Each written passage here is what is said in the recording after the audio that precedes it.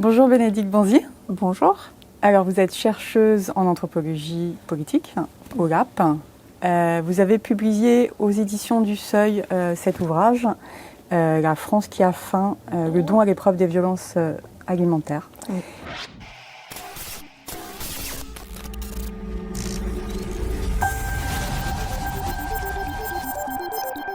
Ce livre d'enquête est le fruit d'une recherche que vous avez menée au sein des Restos du Cœur dans le cadre de votre thèse, car vous avez été pendant plusieurs années bénévole au Restaurant du Cœur. Tout à fait. En septembre, les Restaurants du Cœur ont lancé un appel à l'aide par la voix de leur directeur pour expliquer qu'ils n'étaient bientôt plus en capacité de faire face à l'afflux de bénéficiaires, qu'ils étaient en grande difficulté, au point que si rien n'était fait de façon pérenne, ils pourraient même fermer d'ici 3 ans. Vous qui connaissez bien cette association, qu'est-ce que vous avez ressenti en entendant cet appel ? Alors, la première chose que j'ai ressentie, c'est de la tristesse, puisque quand un héros vient demander de l'aide, on se dit qu'on est dans une situation d'urgence. Et après, bien entendu, énormément d'interrogations sur quelle était la demande et à quoi cette demande allait pouvoir servir. Qu'est-ce qui se passe aujourd'hui en France au niveau de la question alimentaire ? Pourquoi, malgré des années de lutte contre la pauvreté, on a une augmentation pérenne et constante à chaque crise économique en fait, du nombre de demandeurs, sans que ces demandeurs puissent sortir de la file d'attente. Ce que viennent dire les Restos du Cœur, c'est qu'à la fois ils rencontrent un problème structurel lié à la faillite d'un État social qui ne joue pas le rôle, et eux ils viennent pallier ça. Les structures d'aide alimentaire viennent répondre à la question alimentaire parce que l'État leur donne cette mission-là de venir en aide aux personnes, et en même temps, et c'est bien le cas de dire et en même temps, l'État ne donne pas les moyens aux structures de l'aide alimentaire de répondre aux enjeux qui leur sont fixés. Donc le cri des Restos du Cœur, c'est aussi, et ça le président le dit très bien, c'est aussi le fait de ne se sentir pas entendu par l'État depuis un certain nombre d'années, et de dire attention, on vous dit que ça ne va pas, et là en fait vous continuez à faire la même chose. Vous nous demandez de faire du local, vous insistez sur la qualité alimentaire, mais on n'a pas les moyens de le faire. Et en fait il y a tout ce discours aussi derrière sur ce que demande réellement, ou ce que demande l'ensemble en fait des structures d'aide alimentaire. On ne veut plus faire comme on fait, parce que la nourriture, on a beau faire de notre mieux, la nourriture qui circule et qui est destinée à ces personnes n'est pas suffisante en quantité et en qualité, et ça c'est contraire au respect des droits de l'homme. Ce qui est terrible dans les annonces, c'est aussi que les repas ont dû passer de 6 distributions par semaine à 4. Ça veut dire que concrètement, les bénévoles des associations, et ça ne concerne pas que les Restos du Cœur, c'est les 4 associations d'aide à la distribution alimentaire, vont devoir refuser ou donner moins. Alors, le fait de refuser des personnes, ça a toujours existé. Parce qu'en fait, pour pouvoir obtenir une aide de la part des structures de l'aide alimentaire, on a besoin de justifier en fait de sa pauvreté. Hélas, c'est conditionnel. Quand Coluche a créé les Restos du Cœur, il souhaitait vraiment que l'aide soit inconditionnelle. À partir du moment où on demandait, à partir du moment où on en ressentait le besoin, on repartait avec quelque chose. Aujourd'hui, la situation est devenue tellement tendue, le fait de ne pas avoir suffisamment de nourriture et de plus en plus de personnes, qu'on oblige les structures à mettre des conditions en place. Des conditions qui ne sont pas du tout celles de l'État par rapport à la CAF ou d'autres droits, qui sont vraiment internes à chacune des structures, mais qui nécessitent quand même aux personnes qui en ont besoin de venir afficher leur pauvreté, expliquer pourquoi elles en sont là. Et comme vous l'avez souligné, comme en plus il y a peu de repas, les personnes vont avoir recours à plusieurs structures. Donc ça veut dire qu'il va falloir raconter cette histoire de pauvreté, cette dérive, cette fracture à plusieurs personnes. Des personnes bénévoles, et aussi bienveillantes qu'elles puissent être, pas nécessairement habilitées pour recevoir ces discours-là et pour savoir quoi faire de ces récits. Et avoir aussi en tant que bénévole à entendre toute cette pauvreté à être aussi une décharge pour ces personnes et ne pas avoir les moyens de leur répondre oui. Parce qu'un bénévole, et la souffrance des bénévoles est là, ils s'engagent au Resto du Cœur ou ailleurs pour dire oui, je viens t'aider. Pas pour venir dire ah ben non, on n'a pas assez, vous allez devoir rentrer chez vous sans rien aujourd'hui. Vous présentez l'engagement des bénévoles dans ces associations comme et qui sont en première ligne des violences alimentaires comme une économie morale, à l'opposé de la loi du marché. Qu'est-ce que c'est que cette économie morale ? C'est en m'inspirant en fait des travaux d'E.P. Thompson sur l'économie morale et en fait sur tout ce mouvement autour de la justice qu'il y a eu au Royaume-Uni quand les ouvriers se retrouvent ensemble, non pas pour prendre le pouvoir mais pour résister et exiger de la justice et exiger de simplement pouvoir manger.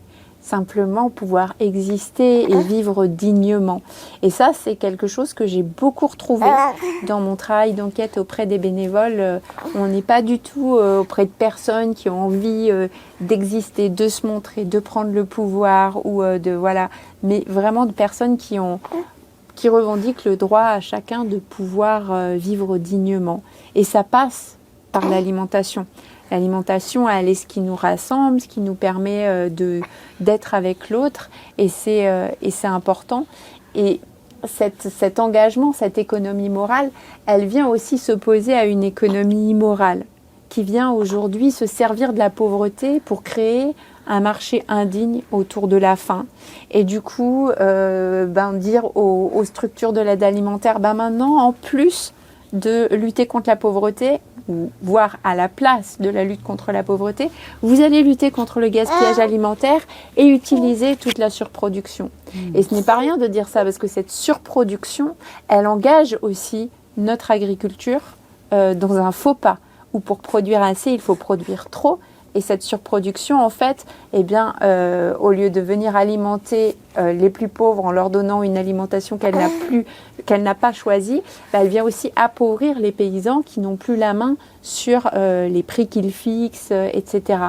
Dans votre livre, justement, vous êtes très critique de la loi Garot contre le gaspillage alimentaire qui permet aux grandes surfaces de donner finalement aux associations leurs invendus en contrepartie de mesures de défiscalisation. Vous dites même qu'avec cette loi, ce ne sont plus les richesses qui sont partagées, ce sont les rebuts. Oui. Et c'est vrai que ça paraît très brutal de dire les choses comme ça, et pourtant quand on l'observe et quand on le vit en tant que bénévole au niveau des ramasses, c'est ce qui se passe. Alors bien sûr, il y a des supermarchés qui vont jouer le jeu, il y a toujours des exceptions, il y a tout un système en fait où il est possible sur des petites initiatives ou des petits villages, des petites structures, d'avoir des exemples en fait de bonne entente qui marchent bien et qui permettent de mieux nourrir les personnes. Moi, ce à quoi j'ai assisté dans une grande ville, avec une énorme structure telle que les Restos du Cœur, c'est davantage de la mise en compétition des différentes structures sur de la récupération alimentaire, puisqu'en fait, il y a toujours eu des ramasses. Mais au début de mon terrain, ces ramasses, c'était un plus dans le panier de la personne qui venait chercher à manger. Et puis, petit à petit, ce plus est devenu le panier de la personne qui vient chercher à manger. Pas que, mais une grande partie. Parce qu'on les a, en fait, on a comme... comptabiliser cette nourriture en termes de kilos, et on n'est pas allé regarder en fait qu'est-ce que ça représentait en termes de repas de qualité. Et pourtant c'est bien de repas de qualité dont on a besoin et dont ont envie les personnes, et de choix. Et avec ce système en fait de donner des invendus, c'est absolument pas les produits que les personnes choisissent qu'elles vont avoir. Et du coup c'est un système complètement précaire. Et pour celui qui le reçoit, mais aussi pour les associations qui ne savent jamais ce qu'elles vont obtenir et qui du coup se retrouvent à devoir composer avec ce qu'il y a dans cette double injonction qui est celle de l'État de dire aux associations vous devez fournir des repas équilibrés, mais avec des produits qui ne permettent pas de fournir des repas équilibrés, tout en récompensant le supermarché. Et quand on observe en fait ce cycle sous l'économie du don, puisqu'ils ont décidé d'appeler ça don, alors que pour moi, comme on sait déjà qu'il va y avoir une contrepartie, on est sorti du don. Mais ils appellent ça don, et donc celui qui donne reçoit sa contrepartie de l'État. À ce moment-là, la personne en situation de précarité alimentaire devient une variable d'ajustement de laquelle on n'attend rien. Et ça, c'est extrêmement cruel. Parce que normalement, dans le don, la magie, c'est bien de faire exister l'autre dans sa capacité à rendre. Et là, on lui retire sa capacité à rendre en rendant à sa place. Et de la même façon, on demande aux associations, en fait, de maintenir une paix sociale, et c'est ça le contre-don qui est attendu, en échange, en fait, de ces boucles, de ces subventions. Donc s'intéresser à ce qui est nommé don dans le cadre de l'aide alimentaire, c'est important pour arriver à mieux nommer et mieux comprendre les circulations qui sont en train de s'opérer et les usages des corps, tant des bénévoles que des personnes qui viennent au bout de la chaîne récupérer la nourriture. Vous dites même que c'est une variable d'ajustement pour absorber les restes de l'industrie agroalimentaire. C'est cela. Et en fait, cette industrie agroalimentaire, du coup, elle vient d'une part exiger au monde agricole, en fait, une production à bas coût qui ne leur permet pas de vivre dignement avec une mise en concurrence. Et sur de la transformation, etc., on va avoir les produits qui arrivent en bout de la chaîne, mais qu'on a en excès et qu'on va être obligé, en fait, de jeter ou de recycler, entre guillemets. Et si on fait le choix d'avoir une politique réellement qui lutte contre le gaspillage alimentaire, la réduction, elle se fait à la source. C'est pas en bout de chaîne, en ayant en fait un public particulier pour lequel on va orienter cette nourriture. C'est ça qui me semble, moi, indigne et qui révèle un marché immoral dans le cadre de l'alimentation. Mais justement, en bout de chaîne, les bénéficiaires qui reçoivent cette nourriture périmée, comment ils accueillent ça? Alors, il y a différents niveaux. Il y a l'exemple d'une mère de famille qui ne dit rien, récupère tout, arrive chez elle, déballe son panier sur sa table de cuisine et se dit « Eh bien alors, ce produit, je le donne ou je le donne pas à mes enfants? C'est bon ou c'est pas bon ?» Et ça, c'est... En tant que maman, c'est fort d'entendre ça parce qu'en effet, on a envie de donner le meilleur à nos enfants. On n'a pas envie d'avoir à se poser ce genre de questions. Et là, c'est vraiment mettre les personnes dans une situation très désagréable, d'autant que normalement, elles ne devraient pas se poser des questions si le droit à l'alimentation était... si on se donnait les moyens de répondre au droit à l'alimentation. Et puis, il y a aussi cet exemple d'un jeune homme lors d'une maraude, donc une distribution de repas chauds la nuit, qui revient et me jette un paquet de biscuits à la figure en me disant « Tu m'as pris pour un chien ou quoi ?» Et sur le coup, je comprends pas. Je me dis, qu'est-ce qu'ils ont, ces gâteaux? Peut-être ils contiennent de l'alcool, comme il est musulman, et ça ne convient pas. Mais je pense pas du tout à la date à ce moment-là. Et en fait, il me montre la date, et il me dit, ça fait des mois qu'on nous donne des biscuits périmés. Alors, il y a tout un débat en disant, non, mais c'est la date, elle est encore bonne, on peut dépasser cette date-là. Sauf qu'en effet, le goût du produit, il a changé. Alors, ça ne va pas forcément les rendre malades, mais en tout cas, il y a quelque chose qui est perdu. Et en tout cas, il y a un message qui est reçu par ce jeune homme qui vient dire « ce n'est pas normal que moi, on me donne ce produit-là ». Qu'on l'ait dans nos placards et qu'on décide de le manger après la date, c'est une chose.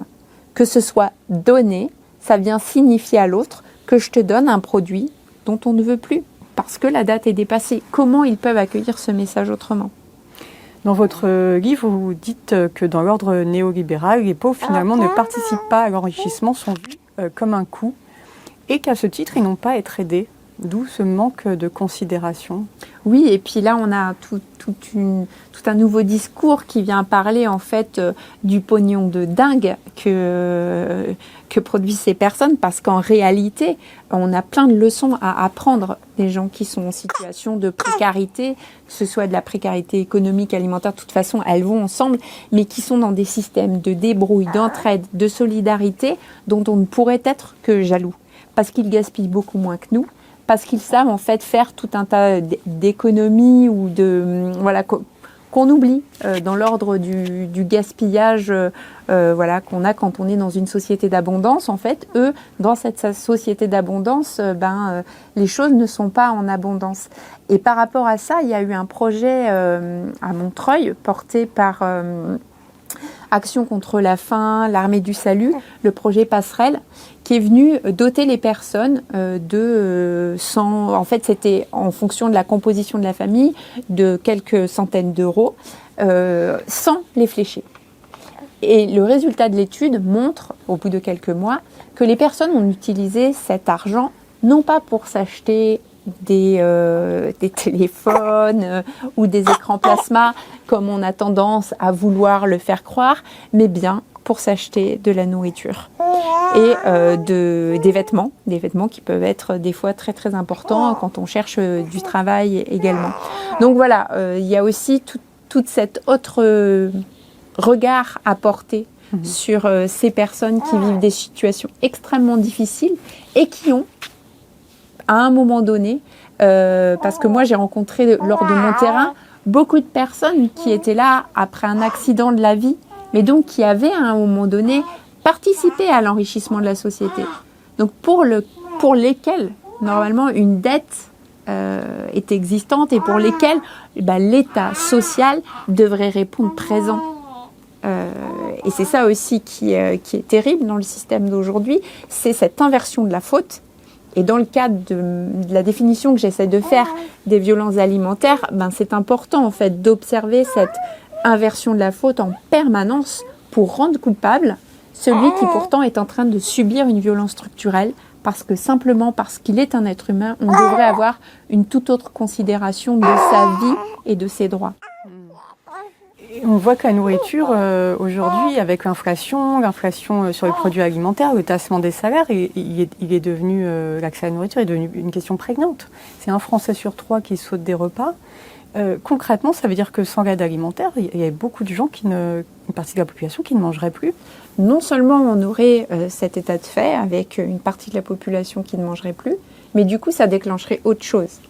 Et c'est en ça que l'aide alimentaire aujourd'hui est si importante pour l'État, puisqu'elle contient cette violence structurelle qui est la violence de l'État. Si on n'a pas les acteurs de l'aide alimentaire pour répondre à cet enjeu de donner à manger, eh bien on pourrait avoir des émeutes de la faim, des vols, des pillages. Et des pillages, on en a eu il n'y a pas si longtemps que ça, avec des jeunes qui rentraient dans des magasins de hard discount, prenaient du riz et disaient « je prends cette marque de riz parce que ça va plaire à ma grand-mère ». Alors un ami paysan me faisait remarquer à juste titre « je ne suis pas sûre que la grand-mère sera très contente quand elle saura comment a été dérobé ce riz ». Mais en tout cas, la question est là, en fait, de jeunes qui aujourd'hui en sont à devoir piller pour un paquet de riz en se disant que finalement, sur une économie normale, ils n'ont pas leur propre place. Ça pose concrètement la responsabilité de l'État. Clairement, l'État a des responsabilités et l'État, en fait, les connaît, ces responsabilités. Il ne manque pas de rapport, il ne manque pas d'alerte sur la situation. Et du coup, c'est en ça que on ne peut que s'étonner de la réponse qui est apportée, alors qui est une réponse qui correspond tout à fait au capitalisme. C'est-à-dire, on se sert des corps des uns des autres pour nourrir cet appétit frénétique qu'a le capitalisme, mais en sachant que de toute façon, on n'arrivera jamais, lui non plus, à lui donner suffisamment. Donc, on va dans cette logique un peu extractiviste sur l'ensemble des ressources, qu'elles soient dans notre terre, je pense bien sûr aux questions liées à l'agriculture, de l'eau, des semences, de la terre. On n'est absolument pas raisonnable sur ces questions-là. Et du coup, on va aussi de la même manière pratiquer de l'extractivisme en épuisant des gens. On n'hésite pas à épuiser le bénévole ou à épuiser en fait tout un tas de personnes qui travaillent dans l'agroalimentaire pour tirer des coups vers le bas. Et le travail paysan. Tout à fait. Donc à tous les niveaux. Le modèle de l'aide alimentaire, il pose une autre question parce qu'on voit que c'est aussi un modèle de redistribution qui repose en grande partie sur la charité, sur le don et sur les mécanismes de défiscalisation. En quoi ce choix politique, il est problématique ? Le don, il peut beaucoup de choses, mais il ne peut pas la justice. Ça, c'est un enseignement important que nous donne Marcel Mauss. Quand il finit d'écrire « L'essai sur le don », il est dans ce moment charnière aussi où la France se pose la question de la création d'une sécurité sociale de santé. Et lui va, dans ses réflexions, encourager en fait à ce moment historique en disant, eh bien non, la charité, le don, ce n'est pas ça qui permet la justice. Il nous faut un système qui puisse prendre en compte les risques que subissent les personnes et propose une égalité de droits. D'où la sécurité sociale de santé à ce moment-là. Ça veut dire aussi que se reposer sur la charité, un peu comme dans le modèle anglo-saxon, c'est un État qui se dédouane de ses responsabilités et qui en appelle au mécénat, aux grandes fortunes, pour mener ses politiques sociales. Oui, c'est un message qui est donné et qui du coup nous plonge dans une société où les pauvres vont manger ce que les riches veulent bien leur donner. Et c'est pour ça que sur un don tel que peut le faire Bernard Arnault, de dégainer comme ça des millions d'un coup. Alors, oui, ça répond à un besoin, certes, mais en fait, c'est aussi ce qu'on pourrait nommer un don ostentatoire. Je viens exposer ma richesse.